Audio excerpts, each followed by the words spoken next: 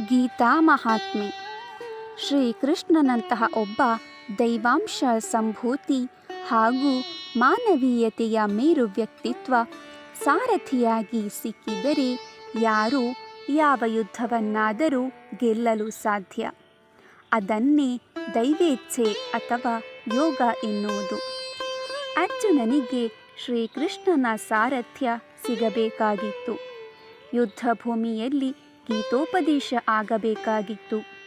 ಆ ಗೀತೆಯ ಸಾರ ಇವತ್ತು ಕೂಡ ನಮ್ಮ ಬದುಕಿಗೆ ದಾರಿದೀಪವಾಗಬೇಕು ಎನ್ನುವುದು ಪ್ರಕೃತಿಯ ನಿಯಮವಾಗಿತ್ತು.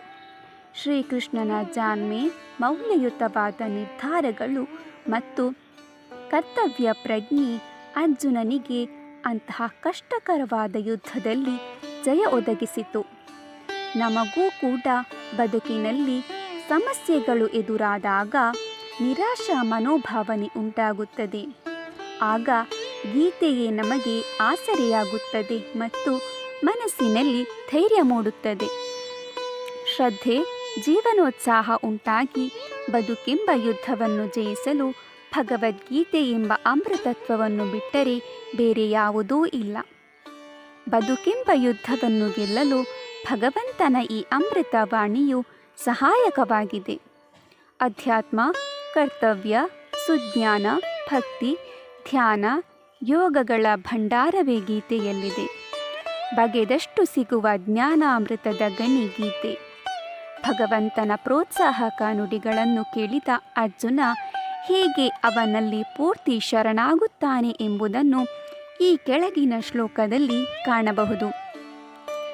ಕಾರ್ಪಣ್ಯ ದೋಷೋಪಹತ ಸ್ವಭಾವಃ ಪೃಚ್ಛಾಮಿ ತ್ವಾಂ ಧರ್ಮ ಸಮ್ಮೂಢಚೇತಾಃ ಯಚ್ಛ್ರೇಯಃ ಸ್ಯಾನ್ನಿಶ್ಚಿತಂ ಬ್ರೂಹಿ ತನ್ಮೇ ಶಿಷ್ಯಸ್ತೇಹಂ ಶಾಧಿ ಮಾಂ ತ್ವಾಂ ಪ್ರಪನ್ನಂ.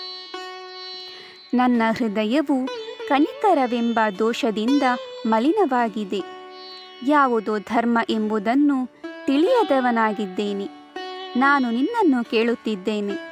ಯಾವುದು ನನಗೆ ಶ್ರೇಯಸ್ಕರವೋ ಅದನ್ನು ನಿಶ್ಚಯಿಸಿ ಹೇಳು. ನಾನು ನಿನ್ನ ಶಿಷ್ಯ. ನಿನ್ನಲ್ಲಿ ಶರಣಾಗಿರುವ ನನಗೆ ತಿಳುವಳಿಕೆಯನ್ನು ನೀಡಿ ರಕ್ಷಿಸು ಎಂಬುದಾಗಿ ಅರ್ಜುನನು ಶ್ರೀಕೃಷ್ಣನಲ್ಲಿ ಕೈಮುಗಿದು ವಿನಂತಿಸಿಕೊಳ್ಳುತ್ತಾನೆ. ಗೀತೆಯಲ್ಲಿರುವ ಈ ಶ್ಲೋಕಗಳಿಂದ ಮಹಾಭಾರತದಲ್ಲಿ ಶ್ರೀಕೃಷ್ಣನ ಅವಶ್ಯಕತೆ ಎಷ್ಟಿತ್ತು ಎನ್ನುವ ಅರಿವಾಗುತ್ತದೆ. ಒಟ್ಟಿನಲ್ಲಿ ಭಗವಂತನ ಅವತಾರದ ಮೂಲ ಉದ್ದೇಶ ಅಧರ್ಮದ ವಿರುದ್ಧ ಧರ್ಮದ ಯುದ್ಧ, ಅಸತ್ಯದ ಮೇಲೆ ಸತ್ಯದ ಪರಾಕಾಷ್ಠೆ, ದುಷ್ಟರ ಸಂಹಾರ ಮಾಡಿ ಶಿಷ್ಟರ ರಕ್ಷಣೆ. ಸರ್ವೇ ಜನಾಃ ಸುಖಿನೋ ಭವಂತು. ಹರಿ ಓಂ.